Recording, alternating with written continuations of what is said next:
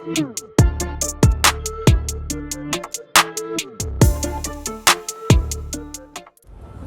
I'm Josh Fieldstra with Native Instruments, and I'll be showing you guys a little bit about Maschine. Maschine is our big product announcement this year, one of 3 announcements we've made at NAMM. And Maschine is a hardware and software combination. It leverages the classic Groovebox style of working. People who are familiar with Grooveboxes will appreciate the features inside here, but we've taken the basic Groovebox idea and then in typical Native Instruments fashion, enhanced it significantly. Now this is 2009, and right down the hall there's Akai launching the update for the MPC 5000. So we're actually featuring the new OS 2.0 release for the MPC 5000.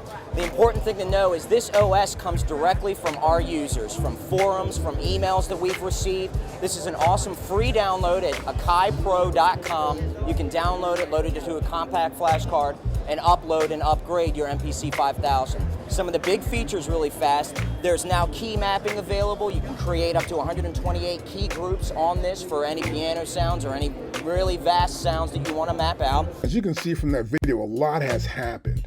Actually, what really happened was there was this big thing about the real estate crisis, and then they had a Bush gives money up, Obama comes in, there's no money, so the machine is cheaper. It comes with 14,000 samples. And so at this period of time, it's like a whole new thing has happened where the MPC's there, but the MPC 5000 is a big problem, that it's not the same thing. You can take the MPC's 2000 XL and put it in a different machine, but you can't bring the 2000 XL, the 1000, the 4000 and put them in the 5000. It won't read all different softwares. So it has its own software. That becomes a big problem. And if this guy Just Blaze gets mad at it, and all of a sudden the guys in all these magazines saying the same thing, sales drop for the MPC 5000. And then 2009, Maschine comes, and then boom, it's a new idea. Hey, it's on the computer. We're gonna go for the computer thing. It happens, it works out. And sometime later, of course, they're still putting out these devices. Now check this out though.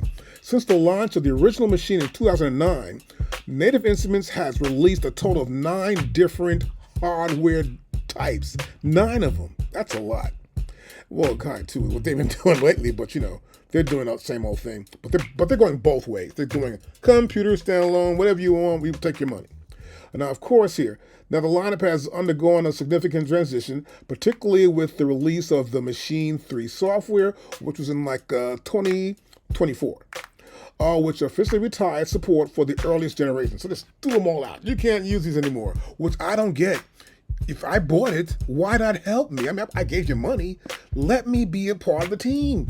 I mean, look, just keep making a better device. Say, yes, we can improve it or something.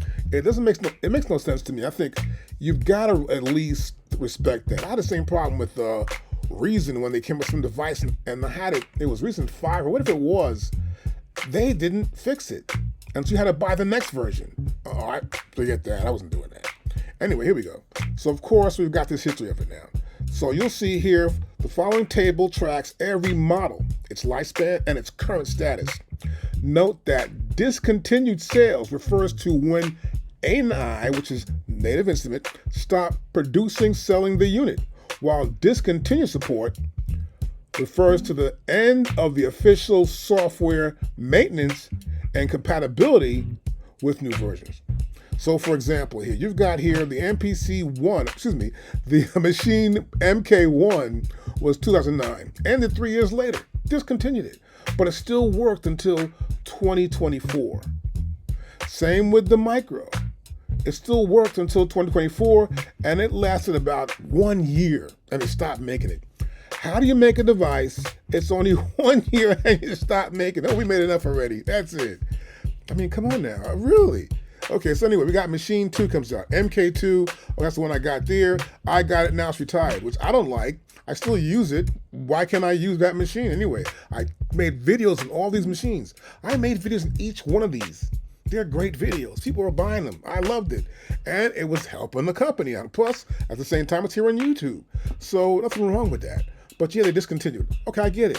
Now I can still use my MK2 with my Maschine Micro 2, Mach 2, because I have the 2 softwares. Like, you know, you'll see down here in my menu here, down here somewhere it says, there you go, I got Maschine 2, I got Maschine 3. You got me?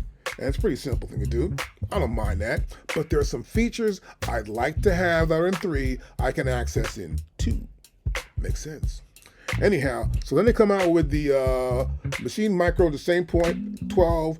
They stop, 5 years later, they stopped the MK2, and then 6 years later, they stopped the MK2 Micro. Then they come out with the MPC Studio. The Maschine Studio, I'm getting mixed up here. The Maschine Studio. So the Maschine comes out, it's 2013, Maschine Studio. I love the device. It was a long video, but it did everything. And it's still out here today. So that lasted for like approximately 5 years. And see its legacy, it's still supported. You know, hey, they love it a lot. I think I do too. I love the jam. The jam was kind of fun to play with. Had little like faders and a bunch of little dots rather, little buttons you're pushing. Little dots, buttons you push and faders. It was kind of cool. And of course, it was discontinued. So they discontinued that. So what's still alive today is the MK3, MK3 Micro, and of course the Maschine Plus. Now the Maschine Plus amazes me that it's not really fully all standalone. A lot of that gear is still inside the software. So I'm wondering why they did that. I've always wondered about that. Why wouldn't they just start going more and more active? If you're gonna go standalone, then fully commit to it. You know, do it right, and then start getting better at it. But they put it out there, and they're not trying to improve the device. So I am suspicious of this thing coming up in NAMM, whether it be real or not. And of course, Akai will be there with the MPC. And they're not like enemies, but there's also just companies going in different directions. And with Akai's new device, with the 64 pads now, or 16 pads, they're cutting quadrants like time square coordinates, you know, X and Y axis. And it's pretty good. I like it, actually. I've got the Maschine here, and it's not too bad. You know, it works. I wouldn't say everybody should get it. You know, it's for the guy who's pretty much geeky. He likes to do that stuff. And also for the guy who's a real musician. Not saying you aren't a real musician if you're doing something else, but when you go to school and have to study it like I've had to do, you know, you got to know what the hell you're doing. Particularly if you're going to do some film score, I need to put up some drum patterns. Going to be power, little flam taps, drum rolls, and then one-handed drum rolls. You know, how does that stuff really work? And what is the right drum pattern that should be in a particular section? So you can actually apply that with articulations, which is super dope. Love that a lot. And of course, you know, time's happening. You are seeing now the adventure, I would say, more than anything else, into Suno. And not just Suno, but now the competition's coming here. I'm wondering, why didn't these guys say, let's get and do that too, mate? We can make some money with that, you know? It amazes me how something as smart as getting up and making something for the average person to use, who has no money at all, who wants to make music, these guys could have done it. And you got to realize, that company like Suno, they may have spent, they could have gotten no more than $250 million. It's worth $2.4 billion today. It's the most popular thing in India and in Indonesia. They got 1 billion people, more than 1 billion in India. Maybe almost 2 billion. Indonesia's definitely got 1 billion and change. That's a lot of access. And it's the most 2 popular places it's at. That means we got 8 billion people on the planet, more are going to get to that point. And I think these companies should be scared of the fact that it's heading there. Because as it does, that means the new young person's not going to get there. They need to make probably a cheaper device, put it on a phone or something, and like, hey, do it now. But what do I know? Hey, been in this for years.